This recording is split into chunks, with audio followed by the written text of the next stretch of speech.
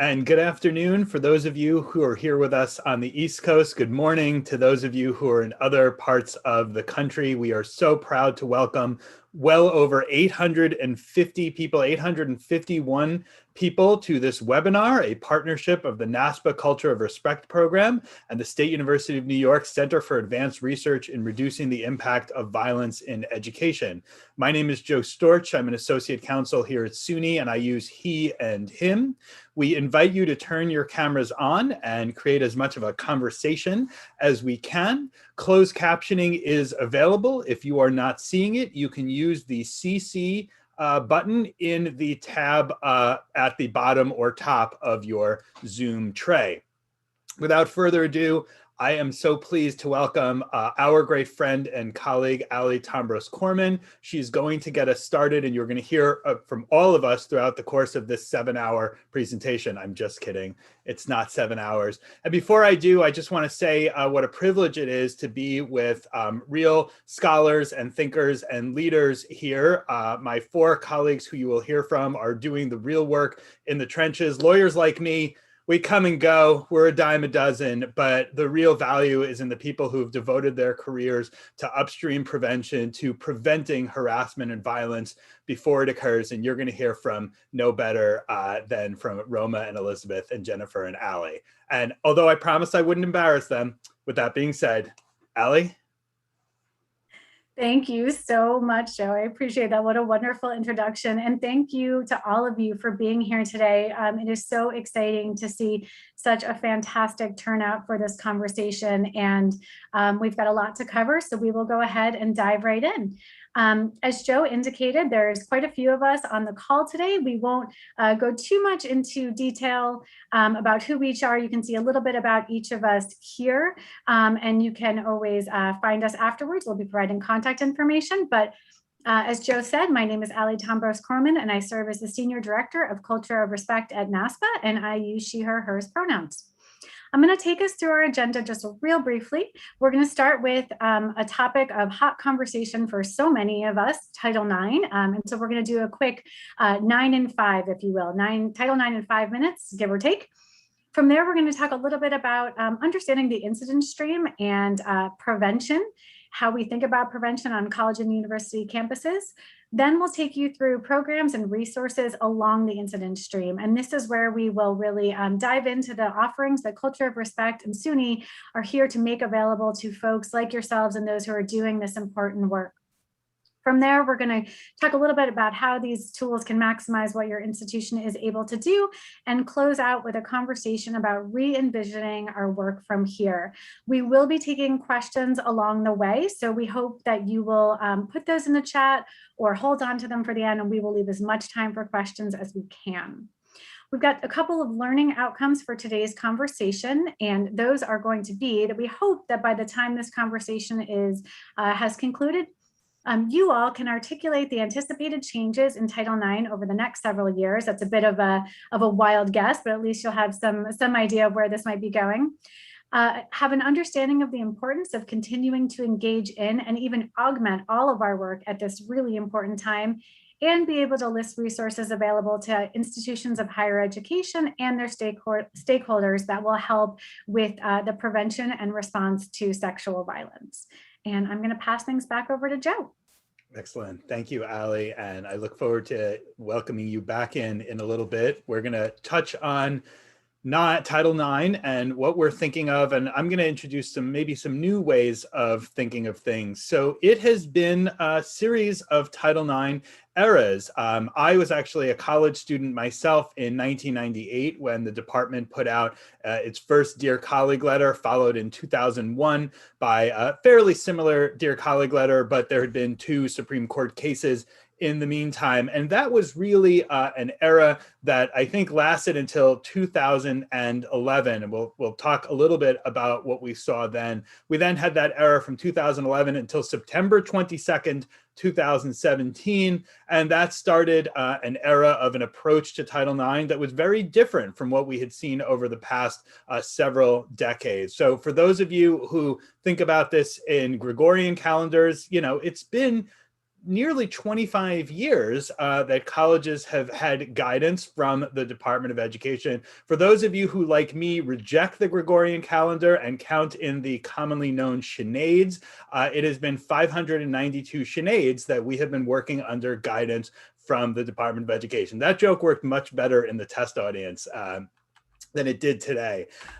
So we saw these eras, and we sort of had what I think was a fairly down the middle approach. Remember that approach was basically the same and even predating the letters. You saw similar responses from the Department of Education in the Reagan, Bush 1, Clinton, Bush 2, and early Obama administration. So we saw it between Democrats and Republicans of different ideological viewpoints, a shading here and a shading there, a dear colleague letter that maybe pushed one way or the other. And then a lot of folks think that there was a change. Now, I and a lot of people that I work with didn't really see April of 2011 as a marked change. I saw it as an extension and some guidance on the operative 2001 notice and comment dear colleague letter, but there were some folks who really got exercised about it, and it led to a counter-cyclical movement, and then things moved quite a bit in September of 2017. On my birthday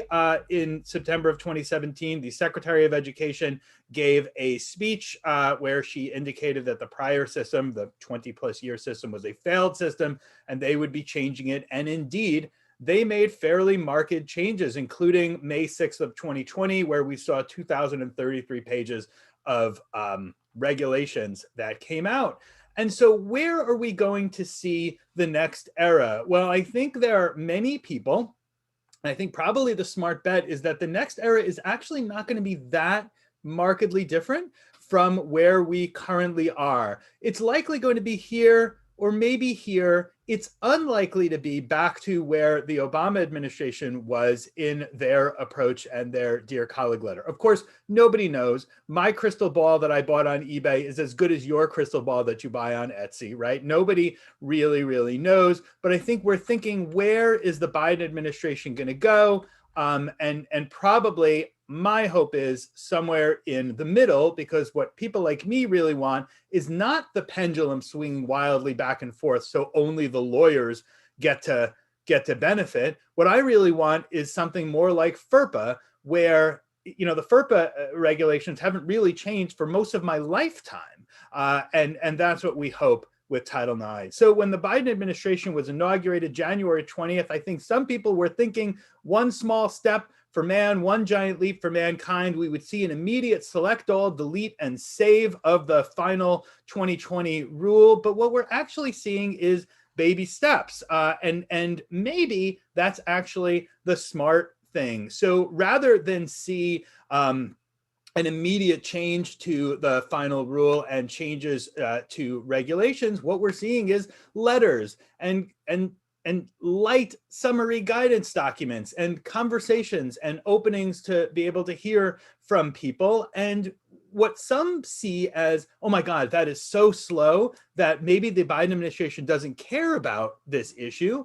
What I see is that they're being slow and deliberate so that they could survive inevitable challenges to their approach. Because what it seems to me is that the folks over there are very sober and very serious about this issue, and that they are trying to build a Title IX set of regulations for all time, rather than continuing that pendulum. So rather than actions, as former Secretary of Commerce Elton John once said, we have words, and lots of words, including nearly 70 pages that came out last week. We said, oh my God, are we gonna have to change this webinar? What new changes did the department give?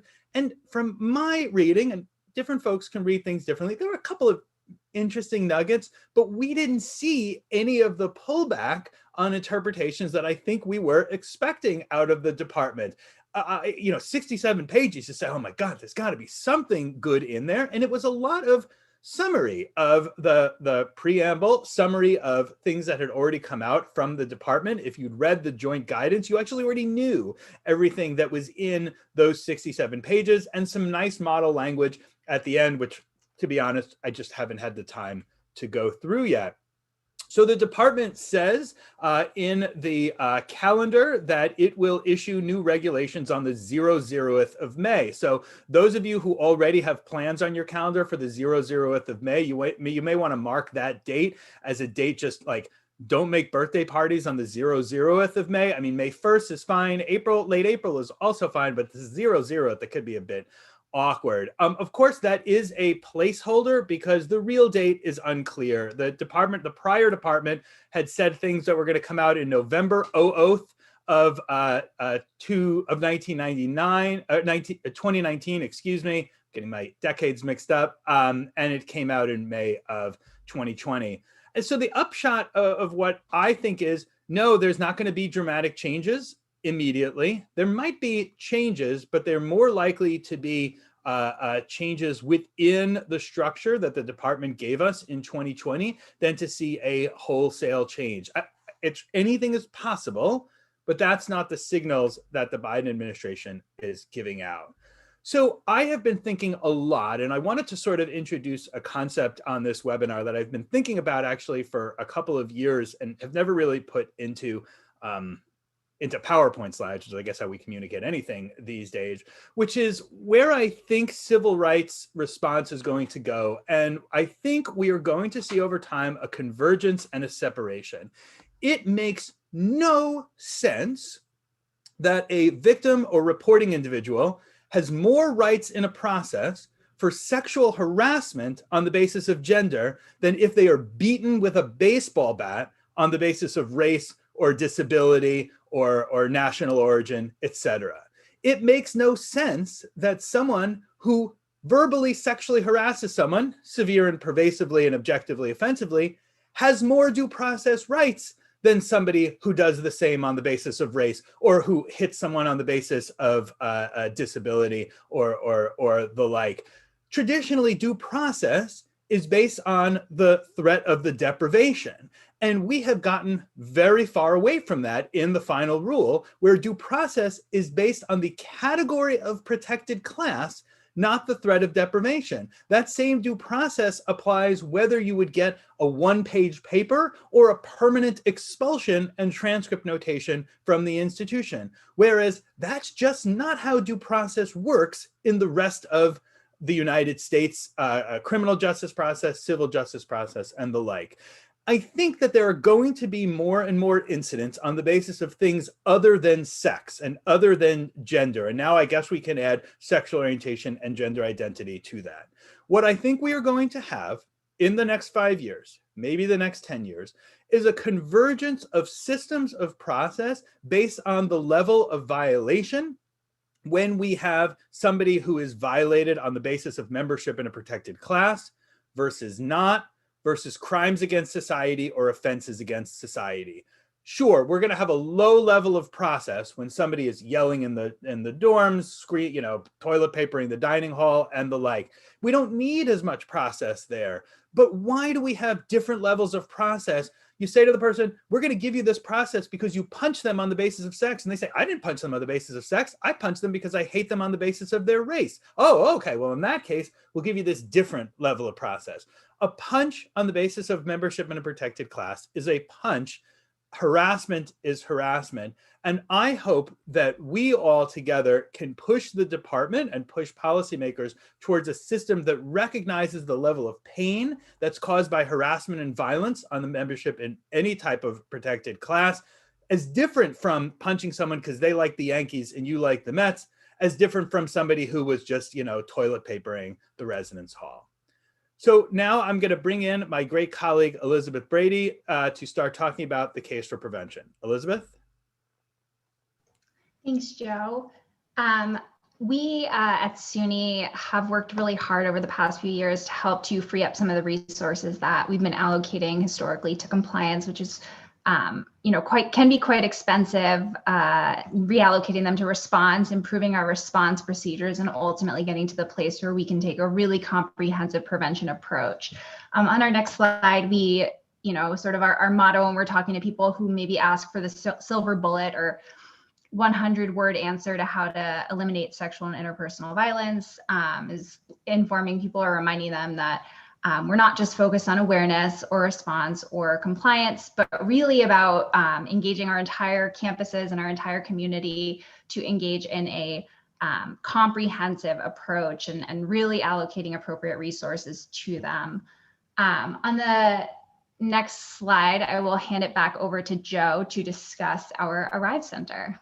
Right, and I'll just add to what Elizabeth said, that the reason we say prevention is an olive tree is that it takes olive trees many, many years to bear fruit. And so when archaeologists look at ancient societies, if they see that they grew olive trees, they know it was a place that expected peace and had the ability to do that for a time. It will not bear fruit after 6 months or 6 weeks, like the tomatoes we're attempting to grow. We basically grow them for the deer here, to feed the deer in our backyard here in New York. Olive trees take a long time. Prevention takes a long time. So we think about that, and that has really become the structure of what we've developed and stood up in the Center for Advanced Research in reducing the impact of violence in education. And this is a bit of the way we think about the relationship between compliance and prevention.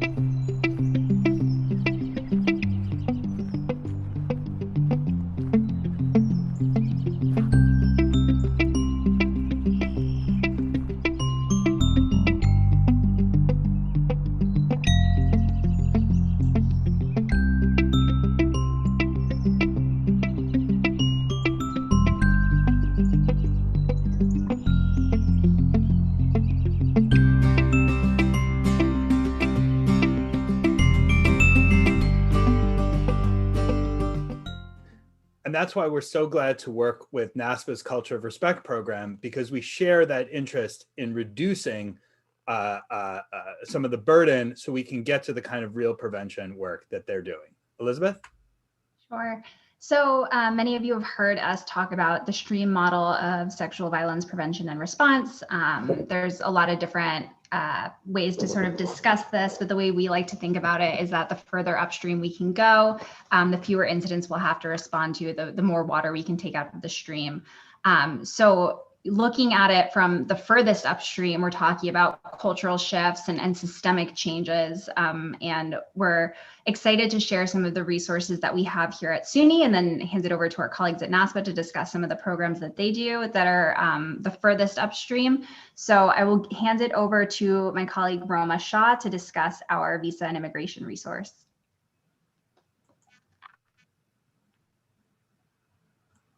Thanks, Elizabeth. So the Clery Act requires that we provide students with information about visa and immigration services. And so this is one of the free tools we've created to help campuses meet that obligation. And so it's free, it's customizable for any campus. So you can go to the website, you see on your screen, suny.edu/visa, and enter information that's specific to your campus. And it'll automatically translate it to over 120 languages. Then you can download those files and provide them to your students on campus to provide them the information they need about visa and immigration processes. All right. Joe, you're on mute, but I see you're talking. And so we are so excited to transition to our colleagues, Ali and Jennifer, to talk about the core blueprint in the Culture of Respect program. Hello, everybody. So when we think about systems change and upstream approaches that address the entire ecosystem, we know we need frameworks and tools that can help us wrap our heads around that complexity and the comprehensiveness of our approach. So Culture of Respect created the 6 pillars that you see on the screen to ground and guide us through the process of making organizational change in the key areas that impact and influence all facets of a college or university. The blueprint serves as both a framework and a tactical guide for helping us comprehend and navigate that complexity. It's a free resource, and we're currently in the process of updating it based on the newest research and best practices that have emerged since our last edition in 2017. So we do expect that update to be out hopefully in late fall. On top of the core or the blueprint, we also have the core evaluation. So in order to measure change, we created the core evaluation as another free tool for institutions.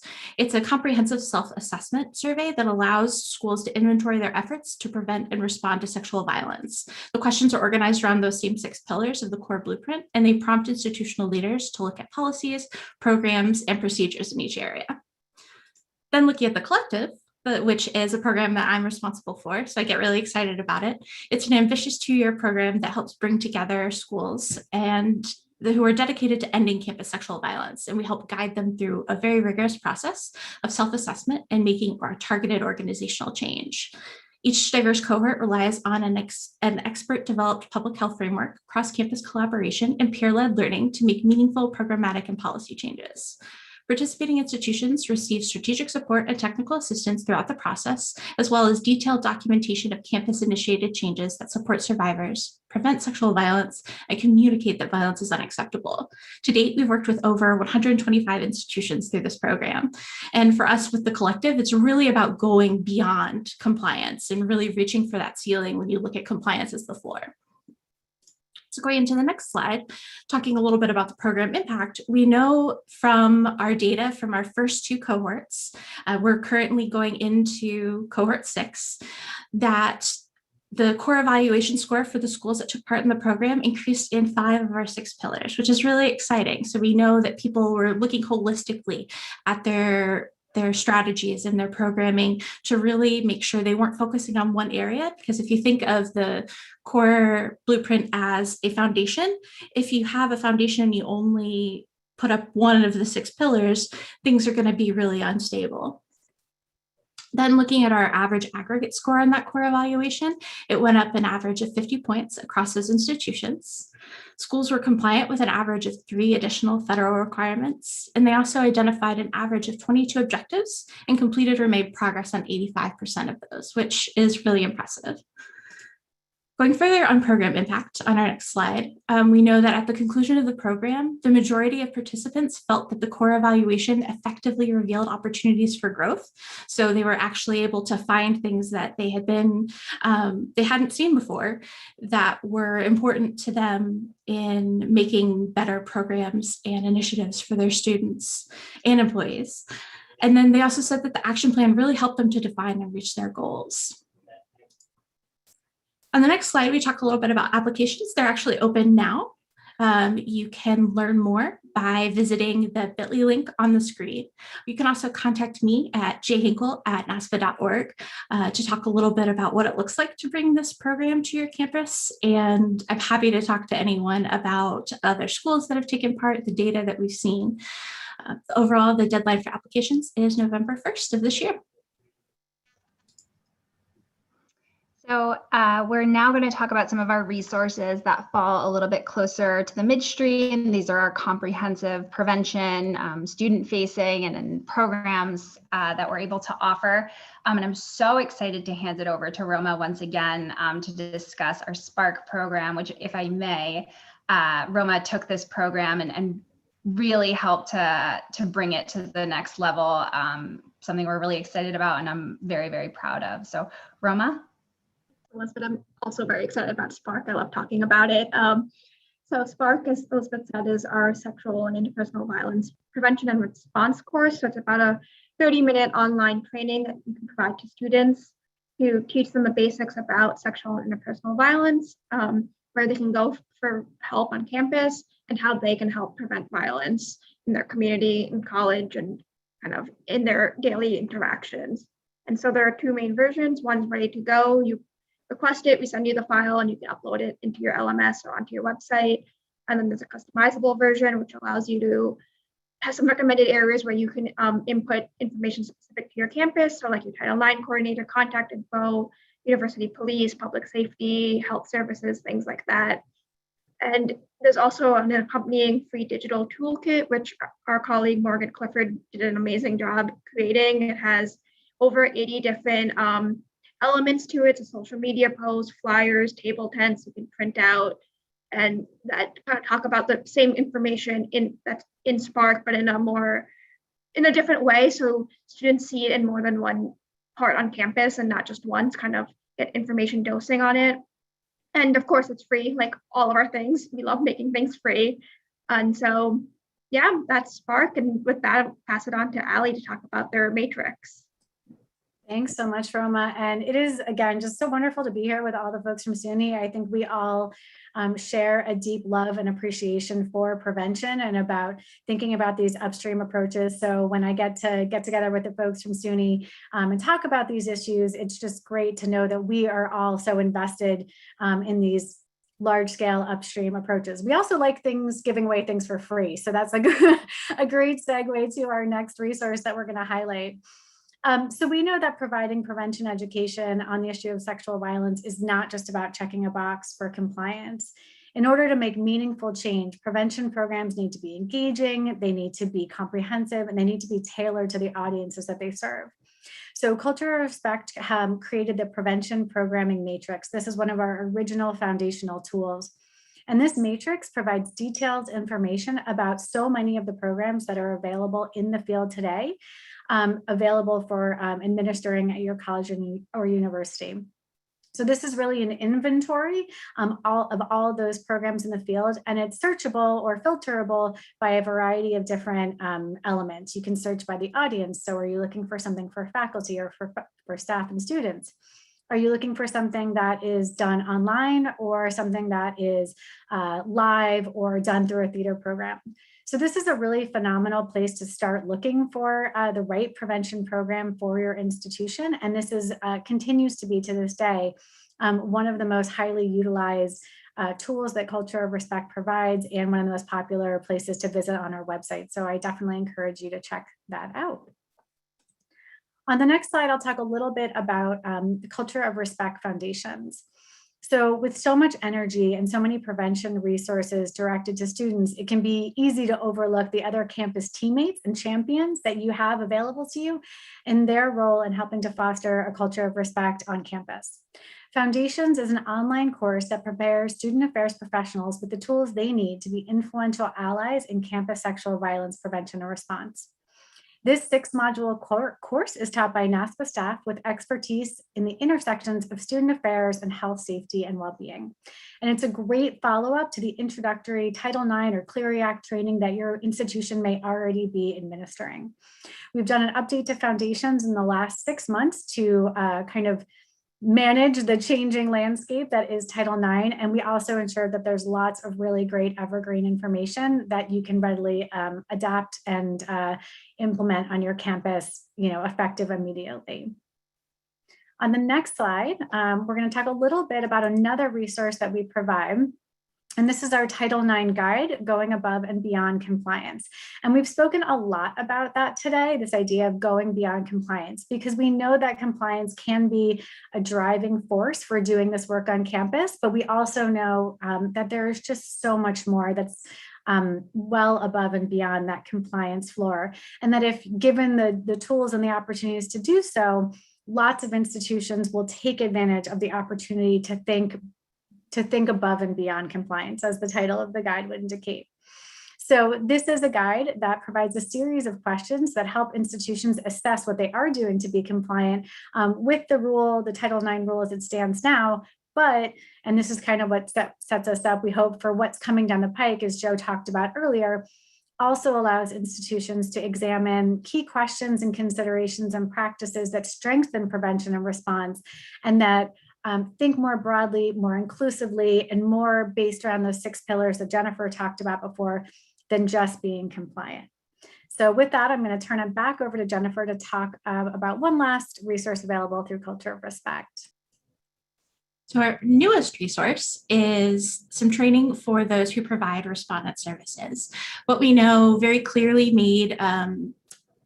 that was pointed out very clearly in the recent Q&A is that support services must also be provided to responding parties. So we know that, we've known that for a while, but some schools are still not completely doing that. We know from a recent landscape survey that NASPA did, well, recent, it was 2 years ago now, so maybe not as recent as it could be, that 99% of institutions are providing some sort of resources to respondents. We also know from that survey that a number of schools are creating positions for people who are specifically providing these resources. And so this program, this training, is designed to provide more concrete education to those individuals who are providing services to responding parties. And if you host a drive-in to which this conference is, we will offer low cost or no cost registration for the training for your staff. So we're really interested in coming out to schools to do this. So if you're interested in hosting it, please feel free to reach out to me at jhinkle@naspa.org, and I can talk to you a little bit more about what that might look like. So for our next section, we're going to be talking about some of the resources that we have downstream. So our response and some of our compliance resources. It should not be a surprise that I'm eager to act as Roma's hype person again, as I hand it back over to her to discuss another really wonderful resource that is free and really helpful, really user-friendly, and can be a tremendous resource for your campus. So Roma.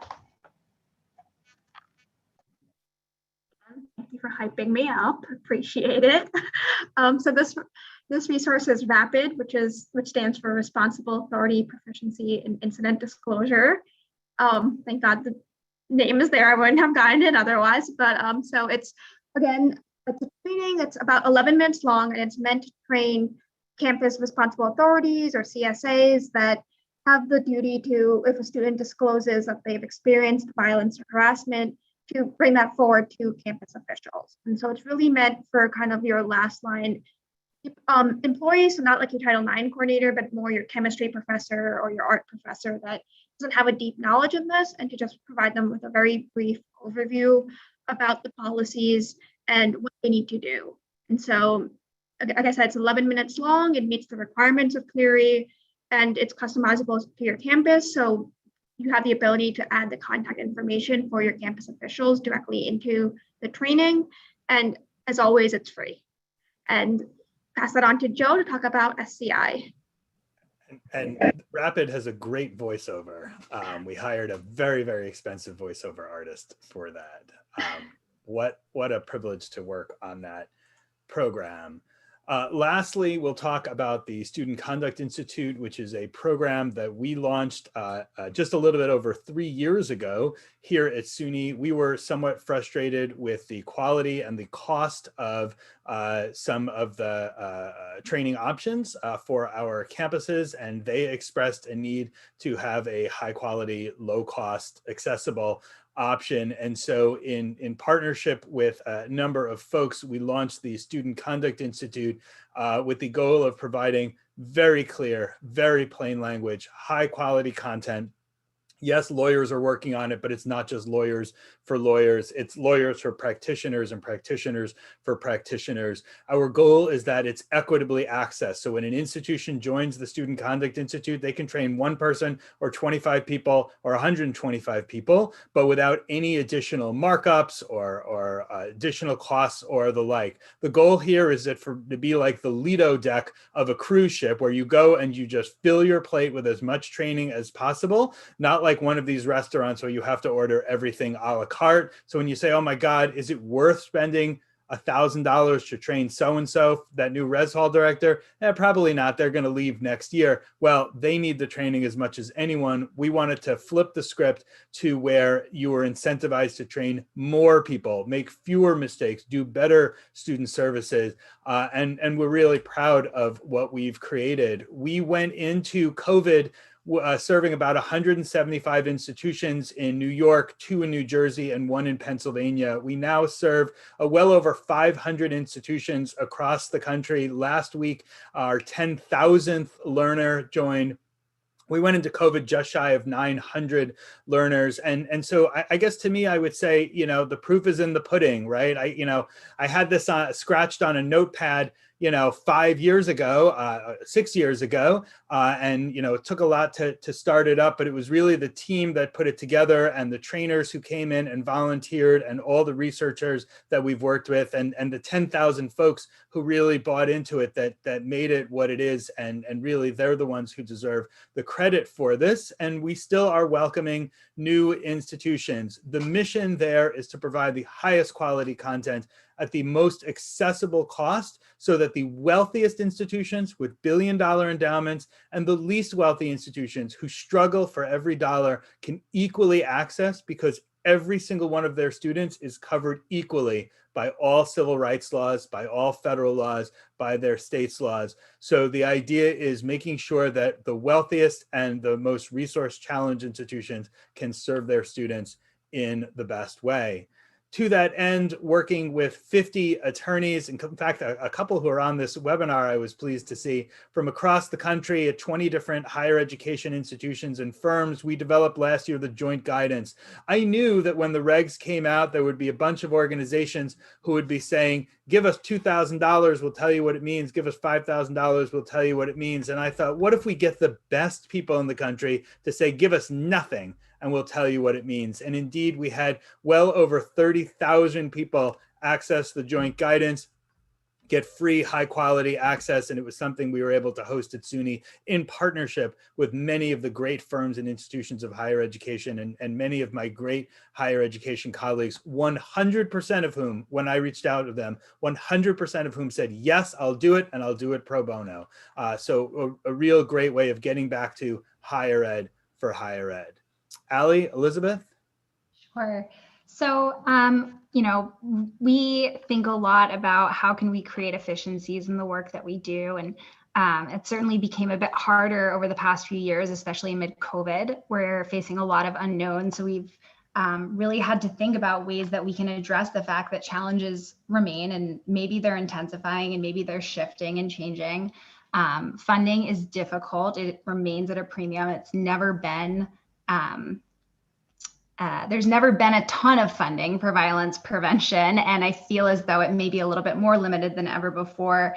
And we want to be able to continue to think alongside everyone on this webinar about ways that we can be creative and work with others. And ultimately, our philosophy remains that it shouldn't matter where a student goes to school, whether it be a university or a college with a very large endowment or a super small community college with fewer resources. They deserve the same exact experience, the same exact fairness, the same exact commitment to safety and prevention as any other student. So for us, it's important to work alongside the rest of you as higher ed for higher ed to help to consolidate resources and create efficiencies where we can. Allie, I'm not sure if there's anything that you wanted to add for this slide, but I'd love to hear your thoughts. Absolutely, Elizabeth. I just concur with everything you said. I think it's always been a stretch to do this work and do it well, given the limited resources that we are provided in this field to do that. So people in the field get really creative. They get really, there's a lot of ingenuity there. And I think we see that among and between our colleagues. And we also see it here in the types of programs and resources that Culture of Respect and SUNY have been working so hard to create. It is always our goal. I think I speak on behalf of all of us to say that we're here to make your jobs easier. And so we try to put in all those legwork in things like the joint guidance that people are cheering on in the chat, and SCI and all of the other great work that everybody is doing to make life easier for those of you who are boots on the ground and working directly with students. So any ways that we can do that and make those resources accessible to folks, to everyone, to Elizabeth and Joe's point, we certainly want to do that. That was about all I wanted to add, but I know we are looking forward to answering some questions from folks in the chat. We've had a great dialogue thus far, but I'll turn it back over to you, Joe, or Elizabeth, to take us through the questions. Yeah, and I think I am just going to close and turn it over to Roma, who is going to be running the question period. But I'll just close by building on what Allie and Elizabeth and our colleagues said. If my math is correct, the 50th president of the United States is walking around a college campus or a K-12 right now. And what kind of situation will we create for that person? Will we have a situation where the potential 50th president of the United States is sidelined from that track because of sexual violence, because of sexual harassment, sexual and interpersonal violence? Or can we create, through some of these resources, through going beyond from a culture of compliance to a culture of response, to a culture of prevention, to a culture of respect and integrity and treating people the right way, to create a situation where by the time the 50th president gets into the Oval Office, they will see colleges and universities that are markedly different from the ones they are walking around right now. So Roma, I will turn it over to you to start us on questions. We have about 20, we were supposed to have 20 minutes. We have 21 minutes. So how's that for timing? Hey, great. Thank you, Joe. So feel free to put any questions into the chat, or you can send them directly to me and I can ask them in an anonymous way if you prefer. I did see a couple, so I just want to scroll up and get back to those.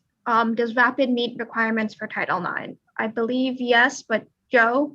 I hope so. I mean, that's the whole purpose. The rapid, yeah. So yes, I mean, well, talk to your lawyer. Of course, I can't provide legal advice because I'm not even sure who asked the question, what state they're in. But rapid was meant to meet the reporting requirements under the Clery Act, as amended by VAWA, and under Title IX. That is its goal. And those reporting requirements are basically like, see crime, see harassment, call police, call Title IX coordinator. Right? It's not incredibly hard. That is the goal. And then a question about how adaptable it is to maybe K to 12 districts that are looking for Title IX training. It has quite a bit of stuff you don't need, which is the Clery Act side. So certainly, I think that's a conversation to have to reach out to us. But you know, there's Title IX reporting obligations that are different and K-12 because it's it's essentially a uniform reporting requirement, with the exception of folks who have confidentiality under the law. In higher education, that's not the case. And also for the vast majority of K-12 do not have to comply with Clery Act obligations. So while I would say take a look at Spark for K-12 and you might be well served, I would say let's have a conversation before you use Rapid in K-12, because Rapid is really aimed at the higher education environment. Yeah, and for Spark, I would say there are definitely a lot of elements that are applicable, but you should definitely take a look at it with the eye of K-12 before using it, because it was built for the college population. So some things might be a little more advanced than it should be for a K-12 population. And I guess it depends on where in the K-12. The lights turned off on me. But if there are any more questions, please put them in the chat. Yes, you will receive a copy of the slides. We can share that after the webinar. Roma, while we see if anybody else has additional questions, I'll just share that earlier we were talking about the work that Culture of Respect does with colleges and universities, and we have also adapted that for K-12 as well. So getting to the person's question earlier about things that are adaptable, that is something that we have done successfully with some schools in New York and North Carolina. So taking the entire process that we have created for colleges and universities in terms of looking closely at their policies and practices and procedures and identifying opportunities for growth and working with them to create that growth, we have translated that program for K-12 as well. And personally, I think it's a little bit of kind of a project of love for me, because I feel like to some extent, there is already so much we are working against and to undo when we are working with colleges and universities. We're getting students whose ideas about relationships and sex and sexuality and consent are so well formed that the sexual and reproductive health provider in me really wishes we could reach them at these earlier ages. And that's what working with K-12 has in some ways allowed us to do. So just gonna throw that out there as well. Thanks, Allie. And I'm just going to take down the slides while we're doing the Q&A. And so we had a question if nonprofits that serve students can use Spark, and the answer is absolutely yes. If you're serving students and you think it would be relevant to the services you're providing, we're happy to provide Spark to you. There might be some elements in it that you might need to remove just because we talked specifically about a college campus. So you might not have a Title IX coordinator. So that's something you might want to remove, but yes. Yeah, it's $10,000 for that, but with a Groupon for $10,000 that you could find online. So very easy. And then I feel like, Joe, you could probably answer this. Will SUNY issue a new joint guidance after the May 2022 when the Biden administration has published its updates? I certainly hope so. I mean, not sure. I think it's going to depend on a number of things, potentially also including what what the changes are. I mean, it could be nothing, it could be major. It could be, well, here's just a little appendix to the joint guidance, or it could be like, oh God, we got to take everything down and everything is changing, and maybe that's a good thing. Hopefully. All right. Joe, actually, would you mind putting back up the links? Some people were looking to access them. Not at all. And we will share, we'll paste these into the follow-up email.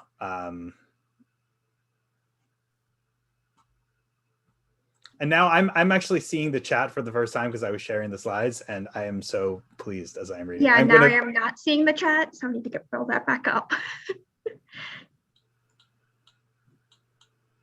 Can you give more information about how nonprofits can access Spark? Yes, so you can go to the Spark website and request it right there.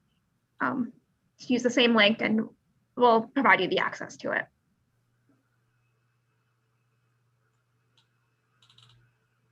A lot of supportive and thank yous coming in, so that's great. We're always happy to provide information and our free resources.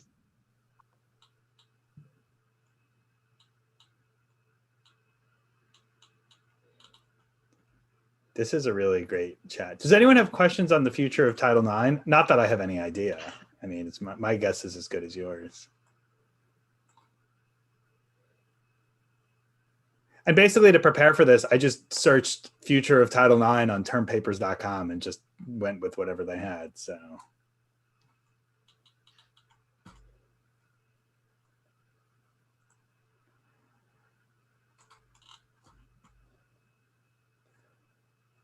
Well, I guess being mindful of folks' time, if there's no additional questions, we certainly want to, we can create 200 additional hours of you getting work done by finishing up 15 minutes early. So we are so pleased that more than 850 people joined us for this. Thank you, Ali. Thank you, Jennifer. And thank you to my great colleagues here at SUNY, Elizabeth and Roma.